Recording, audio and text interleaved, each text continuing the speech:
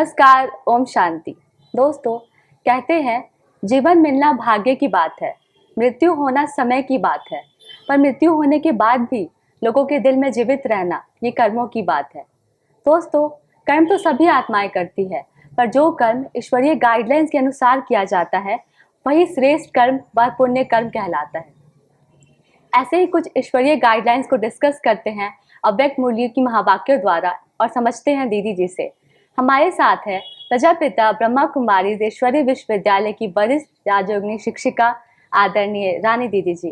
दीदी जी, आपका हमारे प्रोग्राम में बहुत बहुत स्वागत है।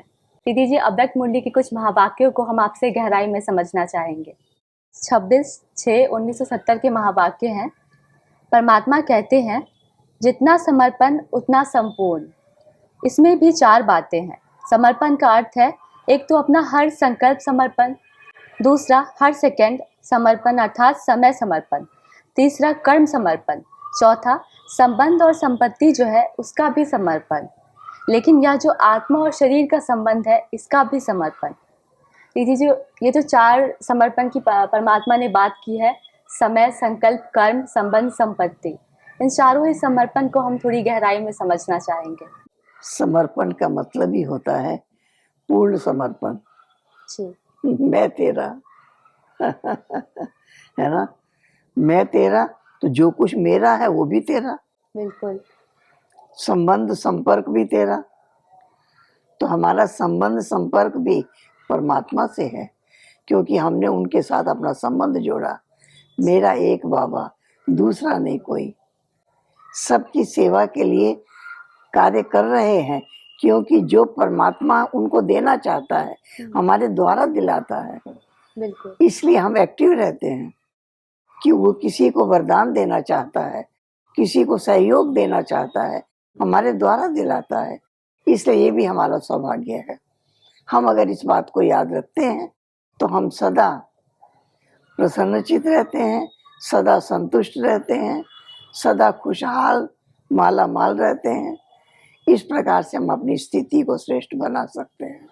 जी दीदी, परमात्मा कहे शरीर और आत्मा के संबंध का भी समर्पण, इसका क्या अर्थ है? आत्मा तो शरीर में है। बिल्कुल। जब आत्मा कहती है मैं तेरा, तो शरीर भी तेरा हो गया। जी। जी दीदी। तो शरीर में भी कोई कष्ट नहीं आएगा।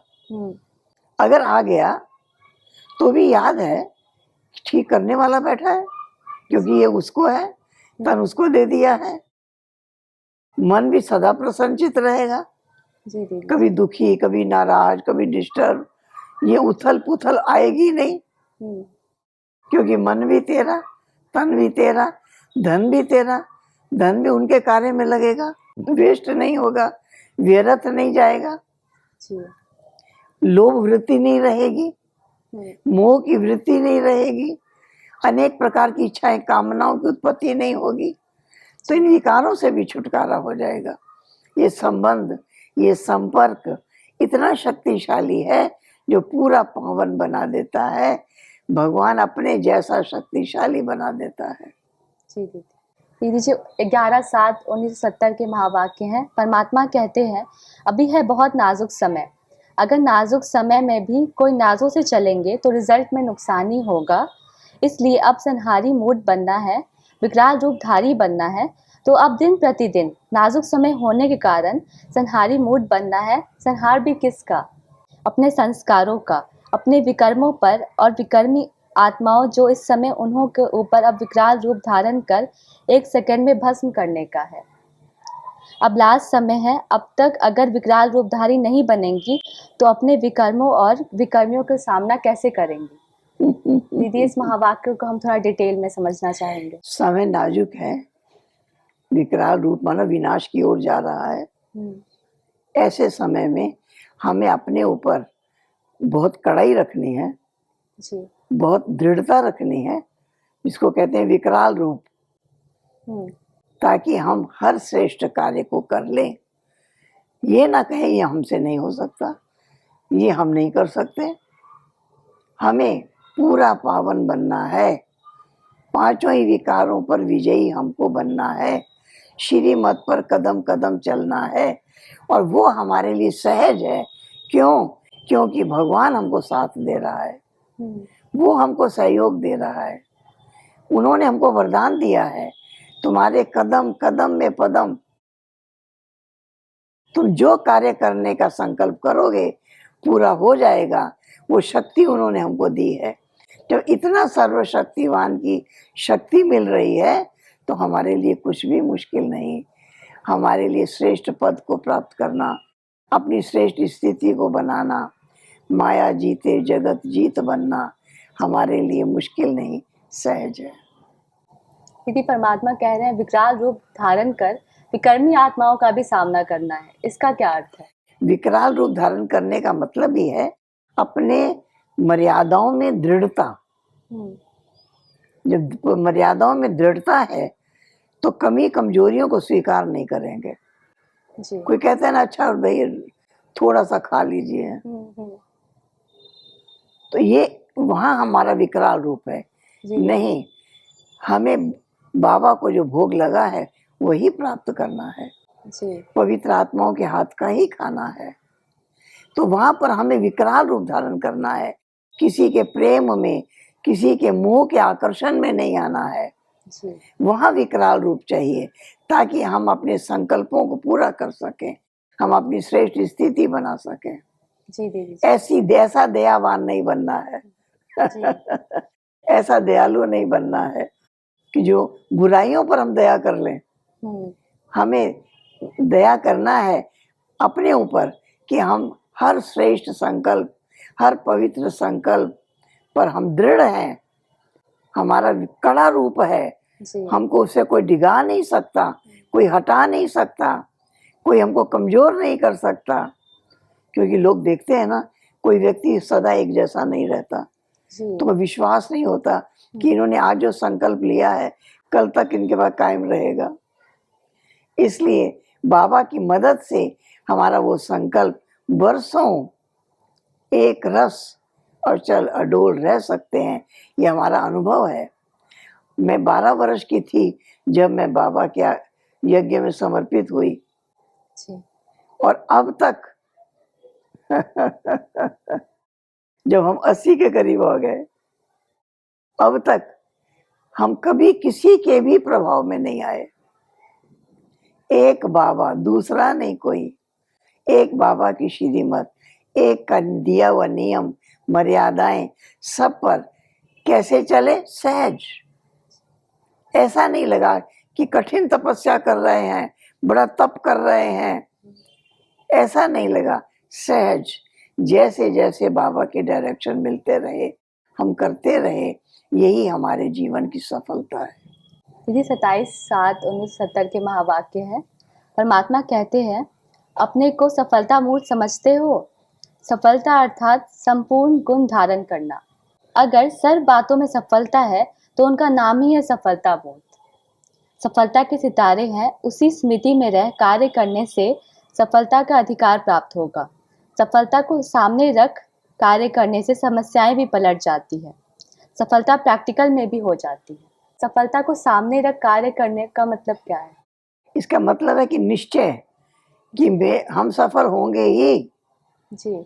कोई भी परिस्थिति आ जाए हम सफल हो करके ही रहेंगे। हमारे अंदर इतनी दृढ़ता होगी तो कोई भी कमजोर बातें हमारे ऊपर वार नहीं कर सकेगी। हमारी दृढ़ता के आगे कि मैं सफलता मूर्त हूँ, सफलता मेरा भाग्य है जी। मैं सफलता का सितारा हूँ। अगर अपने ऊपर इतना दृढ़ निश्चय होगा तो निश्चय वाले कर्म भी होंगे, निश्चय वाला व्यवहार भी होगा और निश्चय की रिजल्ट भी निश्चित होगी। तो निश्चय निश्चित और हम बन जाएंगे निश्चिंत। निश्चय है, विजय निश्चित है, तो हम रहेंगे निश्चिंत। जी दीदी जी, बहुत सुंदर। दीदी जी, आगे परमात्मा कहते हैं, जितना उदारचित उतना सर्व के उद्धार करने के निमित्त बन सकते हो। उदारचित होने से सहयोग लेने के पात्र बन सकते हैं। ऐसा समझना चाहिए कि हम सर्व आत्माओं के उद्धार करने के निमित्त हैं। इसलिए हर बात में उदारचित, मनसा वाचा कर्मणा में भी उदारचित बनना है, संपर्क में भी बनना है। जितना जो उदारचित होकर रहता है वह उतना ही आकर्षण मूर्त होता है। दीदी जी, उदारचित होने का क्या अर्थ है, और मनसा वाचा कर्मणा में भी उदारचित हम कैसे बन सकते हैं? उदारचित का अर्थ ही है बड़ा दिल। बड़ा दिल। अगर हम उदारचित हैं तो हम कुछ भी विशेषताएं किसी को भेंट कर सकते हैं, कुछ वस्तुएं भी किसको भेंट कर सकते हैं। कंजूस व्यक्ति नहीं कर सकेगा, लेकिन जिसका दिल बड़ा है, उदार है, वो किसी को भी निहाल कर देगा, किसी को भी माला माल कर सकता है, किसी का भी कल्याण कर सकता है। इसके लिए दिल बड़ी चाहिए, उदार चित्त चाहिए। अगर उदार चित्त होगा तो औरों का उद्धार होता रहेगा। जी दीदी जी। दीदी जी, आगे परमात्मा द्वारा उच्चारे गए महावाक्यों में परमात्मा कहते हैं, 6-8-1970 के महावाक्य हैं, सृष्टि ना बदलने का कारण है दृष्टि ना बदलना, दृष्टि ना बदलने का कारण है वृत्ति ना बदलना, दृष्टि बदल जाए तो सृष्टि भी बदल जाए। दीदी, हम चाहेंगे इससे आप थोड़ा स्पष्ट करें। दृष्टि बदल जाए, वृत्ति बदल जाए तो सृष्टि बदल जाए, है ना। तो दृष्टि का मतलब ही है हमारा दृष्टिकोण, किसी के प्रति हमारा दृष्टिकोण क्या है। और वृत्ति का मतलब ही है हमारे मन की भावना। जैसे वृत्त का अर्थ है चक्र। जब किसी के बारे में हम बार बार सोचते हैं तो वो हमारी वृत्ति बन जाती है जी। और जैसी वृत्ति होगी वैसी प्रवृत्ति होगी, वैसा हमारा व्यवहार होगा। प्रवृत्ति माना व्यवहार। व्यवहार। इसलिए हमें बार बार याद करना है, मैं बहुत सौभाग्यशाली आत्मा हूँ, मैं बहुत कल्याणकारी आत्मा हूँ, मैं परमात्मा की संतान हूँ, सफलता मेरा जन्मसिद्ध अधिकार है। अगर इस तरीके की वृत्ति बनी होगी तो हमारी प्रवृत्ति, हमारा व्यवहार इसके अनुकूल चलेगा, तो निश्चय से जब कोई कार्य करेंगे तो विजय निश्चित होगी। जी दीदी जी।